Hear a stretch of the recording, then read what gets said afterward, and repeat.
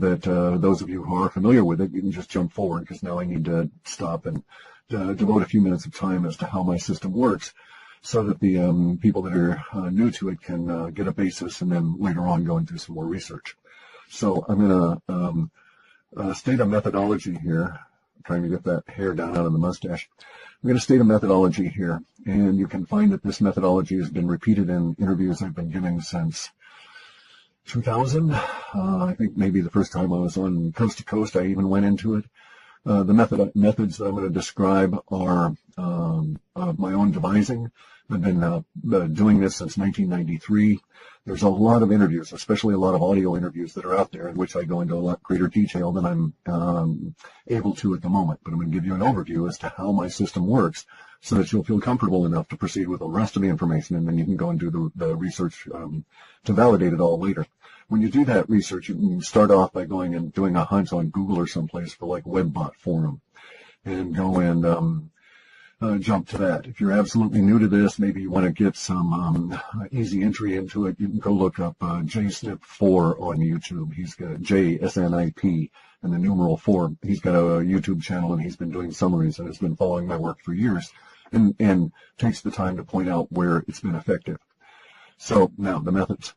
Basically, what I've done is I've come to the conclusion that humans are psychic, and most of us don't know it or acknowledge it. It may cause us to make certain moves with intuition, but we really don't bring it into our consciousness. So what I did was I devised a software that's basically of 4 components. The one component are these things called spiders, which are just search engine kind of programs that go out and read web pages.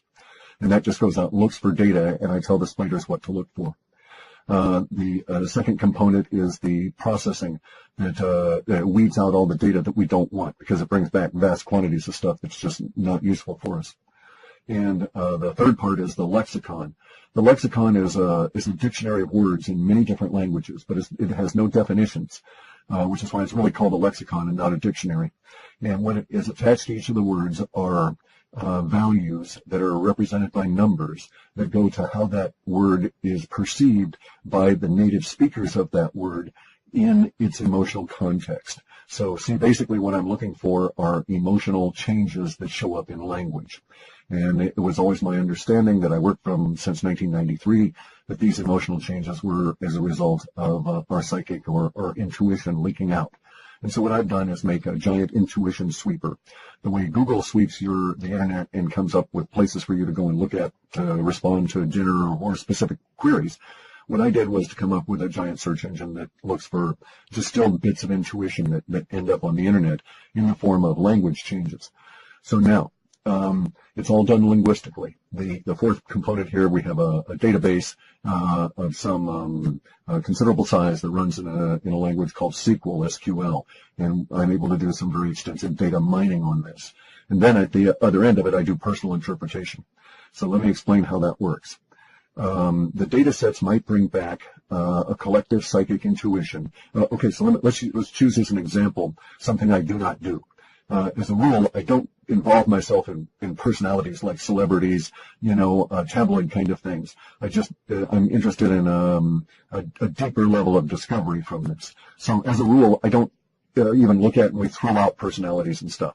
But at the moment, I'm going to use a personality as an example because it's the stuff I don't normally do. This is actually within the data. So as it occurs over these next, I want to say 6 months, but maybe it was 7 months out in model space. I have a model that I move through time, and I did the timing and then programming and all this on my own. So it's my own mechanisms. Again, I've discussed it in other interviews. But let's get to this personality as an example so I can show you the difference between the data and the interpretation. So the data says that there's this actor by the name of Luke Wilson that's going to be involved in some form of a car wreck, a car accident. This car accident, I think, as I say, is going to occur over the next 6 months, but maybe it was out 7 months. I don't remember at the moment. I hadn't really thought at the time I saw this that I was going to use it as an example, and so I didn't make any notes about it. And I'm just doing this from memory. But anyway, so that's the data sets provide that kind of information, and it's a very concise, very cryptic, because it's just basically accident, and then under accident there's a supporting set that goes to cars, and then there's the other set that ties in Luke Wilson by name. Now, then the interpretation part is there's a lot of other data sets in there that bring back all these other words. So what I'm doing is I'm interpreting that Luke Wilson will be involved in a car accident, as the data says, but that he's not going to be a participant in the accident. He's going to be more of a witness. And so that's how he's going to show up within the referenced language. It also helps, by the way, to note that our process here brings up language that's likely to appear after the event. So I don't really get into a description of the event. I get a description of all the words we're going to be using to talk about the event after it has occurred, or after it has not occurred and we're still discussing it all. So let's get back to Luke Wilson, and then I'll give you another quick example here, and then we'll go on with the data. And so my interpretation here, the interpretation part, is that he's going to be a participant in an oblique or peripheral sense, not actually in the driving either car, that kind of a thing. And I could lay out the data that shows as to why I think that, because of these supporting sets that have legal language and some other things in them. Now, so that's the interpretation part around the actual data set showing up. So there's two components in each and every element of future forecast. Okay, so now let's look at the elements of language and how an event can occur and not occur, yet still produce the same kind of language. Let's just say we took a Super Bowl. Super Bowl happens, everybody talks about it the media talks it up until it occurs, and then everybody talks about it for about 36 hours after that, and then it sort of falls away very rapidly. I know this from my spiders and how language moves. And so for that next 36 hours, everybody's talking about the Super Bowl, asking each other, we're discussing it all, and, their experiences and so on. Now, it's my contention that if the media had done their regular run up to the Super Bowl and then it had not occurred, the day before the stadium was supposed to be used, every toilet in that whole region broke, and it was not possible to bring in any toilets, so they canceled the Super Bowl. This is a far out example, right? And therefore, for the next 36 hours, everybody would talk about the Super Bowl that didn't happen. And so we would get the same level of language about that Super Bowl, regardless of whether the event occurred or not. And so you see our conundrum. We get language forecasts, not descriptions of events. Ergo, I'm in a situation here where if I perceive that there's going to be an event, it could be that, it's going to be an event of omission as opposed to commission, in the sense of something is missing rather than occurring. And I just can't tell the difference from the language we get, because we get the language that says Luke Wilson car wreck, and then some other legal language and other modifiers, peripheral sets in this, that lead me to suspect that he's just going to be, along for the ride in a legal sense and not really a participant. So I can make that sort of an interpretation on the data that's being presented. But in some cases, like the Super Bowl, maybe I could make a guess that it would be a situation of the Super Bowl not occurring, but within the language I might be presented, it may not be clear at all that there's any kind of a hiccup going on, because there's the same number of words, they have the same kind of things within them. You would ask yourself and talk about the same sort of situations, more or less, because in the case of a Super Bowl not happening, you would say, well, what if so-and-so had, done this and so on. So you'd speculate a lot more. So you see the issues that are involved at a very high level, very skimming the surface in the work I do. So, all right, so I've said that. Now, I've been doing this since 97 when I did my first run. I started working on the programming in 93. It took me a long time 4 years to do the initial work and research on this, because I had to make a living. I was working for Microsoft and GEC Marconi and all these airlines and writing code and stuff for people. So that's what I was doing at the time. I was a software engineer, specializing in very large databases and data mining and interesting kinds of projects that are very high end.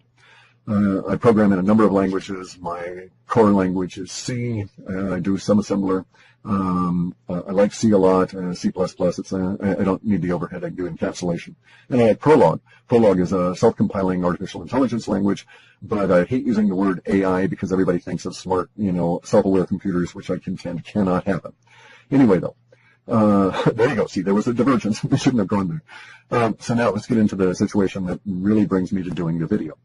As I said earlier, this should have been addressed as my fellow Americans, because everybody in North America is going to suffer the same kind of circumstances that are going to, as myself, over these next few years. Our data set suggests that these circumstances are not going to be good. in one way. I mean, they're going to be a challenge, a struggle. Now, I happen to have a philosophical approach. The challenge and struggle is good. That's why we're here on Earth, to learn. And you don't learn sitting on your ass watching TV or, playing video games. You may get your twitch fingers really good, but you never really deal with any of your karma. And, well, that's all about to change. According to our data sets, we're into it right now. And if you follow anything at all, you'll, even if you're new to this work, you'll have been brought here by some occurrence in your life that impacts on some of the subjects we're going to discuss here, or is impacted by some of the subjects we're going to discuss here today. And those subjects include basically the economic underpinnings of life as we know it, eroding away visibly in front of you over these next few months and then into the rest of this year. The erosion is described in our data sets as being so fast. The collapse of all of the bubbles that the Federal Reserve and the criminalists have put together is described as happening so fast that there's major changes in society that occur at what is seemingly a blinding speed, given the usual rate at which change might occur. Now, note that the powers that be, politicians and everybody, they don't like change in our society. Politicians are followers. They follow polls. They follow the masses. They're not leaders in that sense. So they don't like change because it causes them to have to change, and they feel uncomfortable because until they get a poll reading on it, they don't know how you're going to react, and they're paranoid. So you can't trust politicians to lead anytime, anywhere, under any circumstances. We're in a situation now where the economic bubbles are all going to pop. You'll notice this today, tomorrow, the day after, by a sudden scramble, and I mean panic. Or a struggle that's going to work its way up to a panic to own gold or silver. This is going to sweep over everybody you know at some point. It doesn't matter where you are, basically on the planet, because the collapse of the paper currency system is going to be a pandemic across all of the nations. It's going to be endemic to the society. You won't be able to escape it. It'll reach into every corner. Some people will benefit. They were smart. They knew what to do. They saw it coming. Most people will not. Most people will be caught unawares, and they will be thrown into resources or into searching for resources that they really don't have too much of a clue about. So this is not the place that you're going to get educated on how to go on out and buy gold or silver or any of this. By the time you're listening to this, if you haven't got a substantial amount of gold or silver stored relative to the amount of coins and a few dollars you've got, you may as well not even try because it'll be too difficult to obtain, and the prices, you'll be chasing price. If you're an investor or a speculator and you have that kind of money, have at it. You have nothing to lose in terms of chasing that price, because those prices are going to go into what would be considered to be astronomical terms. And fundamentally, it all comes down to a necessary human reaction and what's going to happen that's going to cause those reactions. And so let me go into that very briefly. The powers that be that are behind the debt-based, paper-based monetary system have set up circumstances that is going to cause their minions, such as the Federal Reserve, Congress, all these people they control, to react in certain ways. The conditions exist. They've existed for a number of years, and they've been building and building until they finally got to that. I think it's Peter Schiff that uses the example. Maybe I'm incorrect, of the last snowflake, but nonetheless, the last snowflake has hit the huge mass hanging on Mount Rainier, and it started an avalanche that's going to turn into a lahar. For those of you who don't live in volcano country, lahar is a water-fueled scouring mud flow that eats out old streams and creek beds, mixes up all that glacial fill rock and sand and gravel and stuff, and comes down like cement. It moves really fast. I mean, this stuff can, it moves at 32 feet per second because basically it's slimy cement-like sludge that's falling down the side of a mountain. And when it hits, it's like wet cement, a whole tsunami of it. So it's really dangerous stuff. So we have a lahar coming to North America. Now, the lahar is going to affect all of us more than the rest of the planet because we're stuck behind the dollar. We're stuck behind the powers that be and the structure that they built for the dollar that's going to cause their minions to have this specific kind of reaction. That reaction will lead to hyperinflation. And by hyperinflation, I'm specifically referring to a situation that will cause goods that you may need, dish soap, that kind of thing, to be very, very difficult to obtain, and the prices will be hard to take. I mean, the prices in dollar terms are going to be very difficult to deal with. And this is also going to involve, because of the way that this crash is going to occur, and this is really the reason why I'm doing this video at the moment, is that there is a very considerable chance, I don't want to use that word, there is a huge potential in the energy sense, in the electrical sense. We've got a very large potential that the just-in-time delivery system will come to a grinding halt all across North America. If that should occur, and I'm going to actually start saying when that occurs, the conditions that you'll face will be that the stores will empty and they will not be refilled. And you'll go back to that store 2 days after you went and bought milk and there won't be any milk. You'll go back and they'll say, well, we'll get some in a few days. And the fact of the matter is that they won't. And then perhaps even 2 or 3 or 4 or 5 days after that, the employees won't even show up. We don't know how it's going to actually mature at the individual level, and it's going to really depend where you are and how much of the material that you use in your life is locally sourced. Because we've gotten a situation where everything that travels over the roads to get to the stores that you consume is basically riding there, floating there on a sea of paper debt credit. The guy, when he fuels up his truck to drive the goods from the supplier, secondary supplier over to Walmart, he fuels his truck up on a credit card that runs on credit. He doesn't actually carry cash to make the purchases that get him from one part of the country to the other with that load of goods to go into the Walmart. He personally uses credit card more often than not, purchases everything that way, and he's with the vast majority of people in the country. And it's not necessarily, there are going to be instances when these cards, the plastic, will not work. But that's not necessarily what we're talking about now in terms of the dysfunction that's going to occur. Because the dysfunction that's going to occur is the lack of credit that allows people to purchase things ahead of time and bank on being able to pay that creditor when the goods are sold. So that whole credit system is going to break down. And then there's the issues of the huge amount of capacity to move goods, but no demand. So it's got us into a situation where even the basics will now be threatened. And that's something that we all need to be aware of.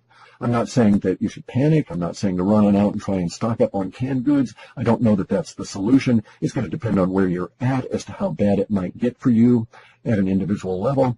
You're going to have to analyze your individual circumstances for your financial capability to deal with sudden rise in prices and unavailability of items. And then make some adjustments in terms of where you think you'll be 6 months out and a year out. And you'll know I'm correct if you're looking at this either ahead of time or later on, because you'll see that we're going to run into a situation of panic to purchase gold and silver and ultimately Bitcoin.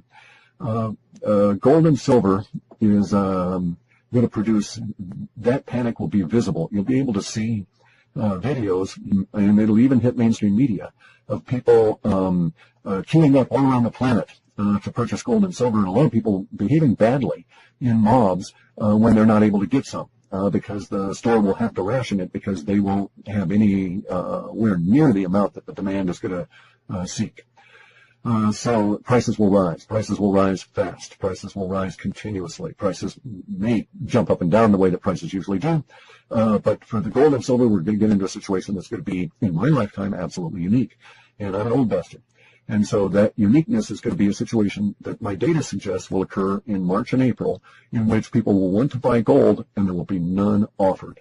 And so, for instance, right now, I think gold might be $1,200 or $1,300 an ounce to actually get some in your hand. Well, maybe by April, you might see a situation where someone's offering to buy it at $2,000 an ounce. Nobody's selling it. You know, they're saying to themselves, I'm not going to sell my ounce of gold for 2,000 bits of paper.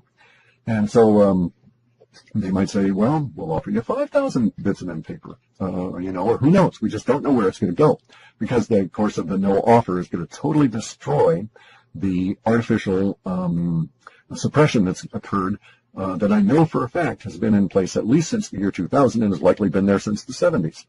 But there's documented evidence that, of the gold suppression and the silver price suppression since the 2000 at least. So, under those circumstances, we're going to get this panic to own the gold and silver. That will tell you that I'm correct about what else is going to come. That'll eventually trail down to Bitcoin. When people realize they can't get gold and silver, there will be this surge to buy Bitcoin, and we won't see it because it's going to be online. You can go and look at like fiat leak and watch it occur. This could be global. We're going to see currencies all over start taking really big swings in volatility. What we call wobble. That was what the data called it, a wobble. We're going to have a wobble for the dollar. It's just going to bounce around like that. And as it bounces around, confidence is going to be lost. Because anytime it comes down, the populace is going to have one emotional reaction, and then as the Fed drives the price back up with their manipulation, the populace is going to have another reaction, and they'll go along with it. The popular reaction will be okay on the first bounce back up, but not that second one. From then on, confidence is totally shot. But the dollar's still going to wobble as it fades off into history. So if you're in North America, you're going to have to deal with the destruction of the currency that has moved my entire life. It's moved me through this planet my entire life.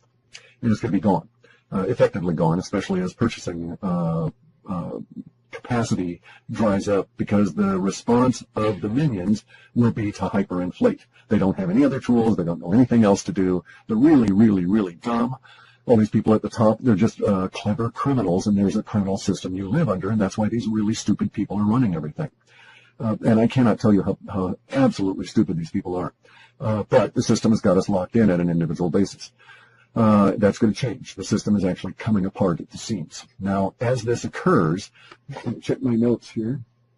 We're going to get to the situation here where, as I say, gold and silver will go no offer. The data shows shortly before that, Bitcoin is reaching around 650 US dollars per Bitcoin. It's going to go much higher than that. But it's because the dollar is becoming worthless, not that these things are more valuable. Their value will now be recognized. There's another key difference, is that, yes, there will be a fundamental change in the nature of gold and silver, because gold and silver in and of themselves are just rocks, just minerals, and they can't do anything. There's no emotional component there. There's no life as we understand it within those rocks. But what does motivate and move gold and silver around the planet is the human reaction to it.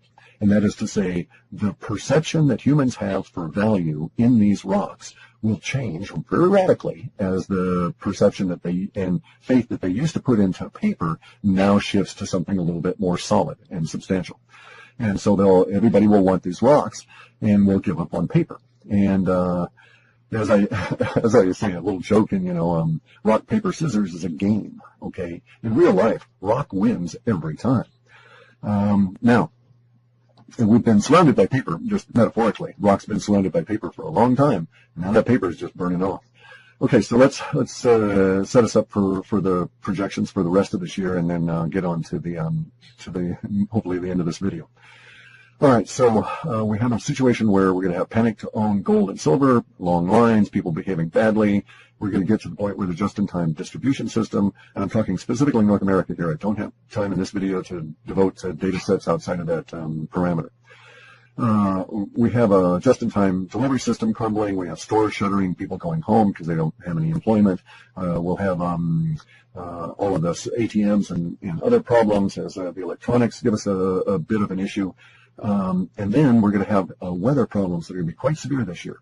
And so those weather problems are going to be very severe on the southeast in August through probably to the first part of October.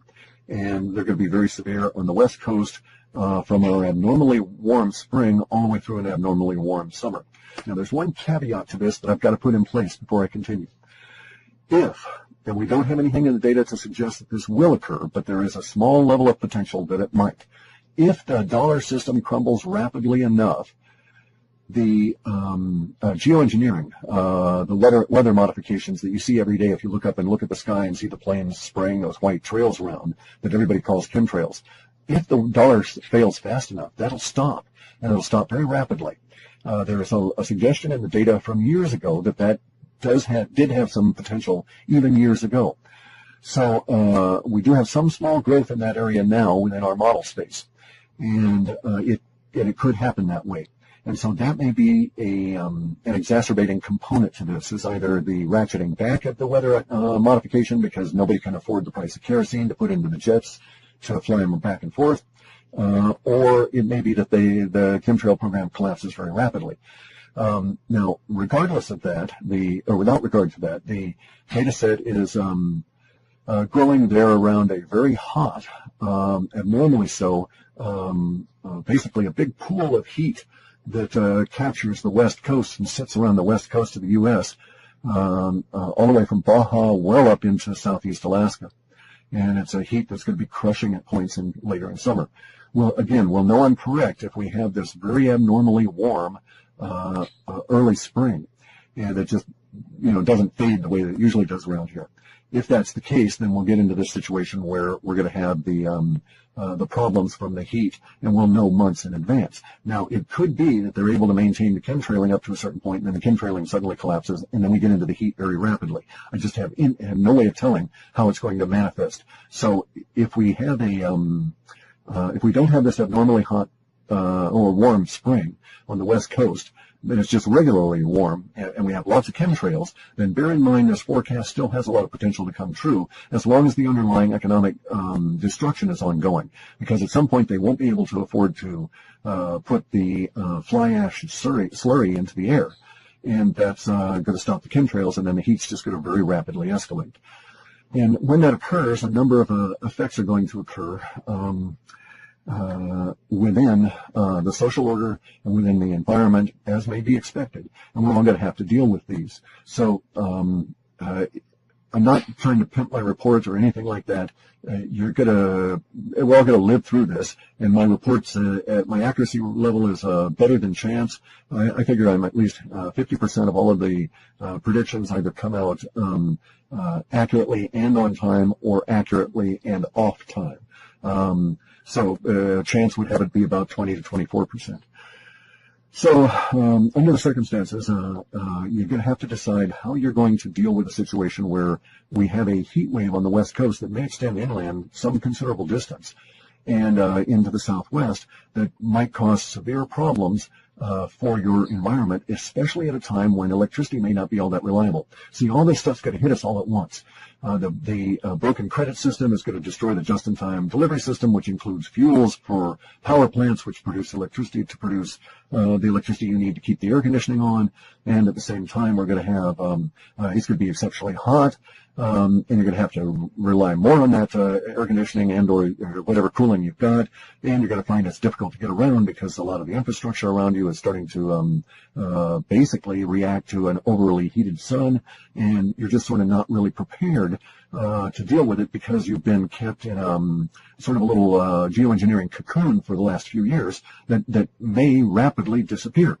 Now, I happen to think we've got to, I like taking my pain right now and getting it over with, right? I don't want to delay pain. If there's pain, I want to eat it, as the Taoists say. Eat your pain now, and get that karma out of you, and get past it. So I want the geoengineering to go away, but I need to advise everybody that I'm very realistic about what's going to happen when that does. It's not going to be very pleasant, and we have to adapt. And so there's going to be a lot of adaptation going on. And this is the other component of this. The good part of the reports that we've had here for the past few years have been saying that basically we're in a renaissance period, long delayed, that's been held in abeyance by the manipulation of the economic system. If the economic system had collapsed in '87, we would be into just such a kick-ass renaissance now. It would not matter that the environment is radically changing, because we would have already started adapting in the early 90s, that kind of a deal. But we've been held in this artificial cocoon of control that has been trying to preserve their control, and in the cost to all of us was that hasn't been an acknowledgement of the real changes in which we're actually living. Change happens, people. We've got to get there. Got to understand this. So we're now in a situation where the confluence of events is going to bring all of this and put it on our plate here, and I think we're going to get all this hitting us around July, just as hyperinflation really kicks off. And by hyperinflation, I mean very stupid, dumb people that run things in the criminal system that has got us all locked into control will respond to the economic crisis as expected, and will print vast quantities of digital dollars until they just can't print anymore, until it just doesn't make any more sense and no one's listening to them. And so we might see, numbers being invented, quadrillions or something, for new kinds of numbers, because we're printing them out so fast that we make Zimbabwe look like pikers, look like they had no vision on how to hyperinflate. We got some really stupid people running things. Now, the good part of all of this is that as the paper debt collapses, we're going to get back to what's known as sound money, which is these rocks I'm talking about, gold and silver, and the new electronic rock that is Bitcoin. When we do this, you'll find that the social order changes around you.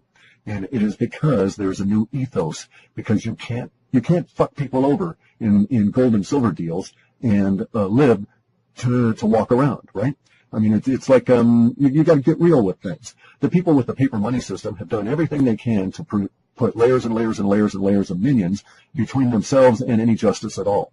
That goes away with the paper debt system. All of the politicians you know go away with the end of the paper debt system. Who gives a rat's ass about that old fart Hillary or hair boy Trump when there's no dollars behind them? You know, when Trump's casinos are empty, or not empty, where they just have thousands of squatters living in them, and because the economic system has collapsed and those people's homes were washed away in the storms, they saw the casino and they said, hey, I'm going to go live there. You know, up yours, Trump. And by then, no one gives a rat's ass about Trump anyway.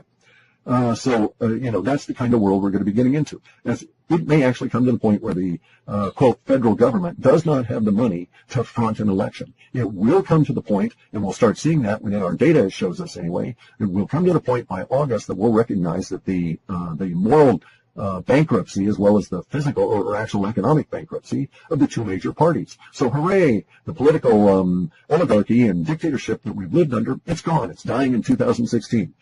I don't vote. It's a mud's game. They've got everything rigged. And you know it's rigged because they're going to present you two people and they're going to say that this is the best that America has to offer. You know, Hillary Clinton, the whore for the elite, or Donald Trump, the other whore for the elite. You know, that's the best that America has to offer. No. I got better people here in Olympia than either of those two. So, sorry, didn't mean to get into that.